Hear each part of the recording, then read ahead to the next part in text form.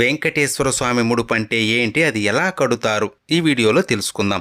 పిలిస్తే పలికే కలియుగ దైవం, కోట్లాది భక్తులకు ఇలవేల్పు, ఆపద మృక్కులవాడు, అనాథ రక్షకుడు, కొలిచిన వారికి కొంగు బంగారమైన ఆ శ్రీనివాసుడే కష్టాన్ని కడతీర్చే దైవం అని భావించి స్వామివారికి తమ కోరికలు చెప్పుకొని ముడుపు కడతారు. స్వామివారికి ముడుపు శనివారం ఉదయం దీపారాధన చేసి ముందుగా వినాయకుడికి మీ కోరిక చెప్పి స్వామికి ముడుపు కడుతున్నాను, సంకల్పం నెరవేరాలి అని కోరుకుని ఒక తెల్లని బట్టకి పసుపు తడిపి ఆరబెట్టి బట్టకి 4 వైపులా కుంకుమ పెట్టి అందులో 11 రూపాయలు లేదా స్థాయిని బట్టి కొంత డబ్బును స్వామిని స్మరించుకుంటూ పెట్టి మీరు ఎందుకు ముడుపు కడుతున్నారో మనస్ఫూర్తిగా భక్తిగా స్వామికి చెప్పుకొని డబ్బు పెట్టిన పసుపు బట్టకి 3 ముడులు వేసి స్వామి ఫోటో లేదా ప్రతి ముందు పెట్టాలి.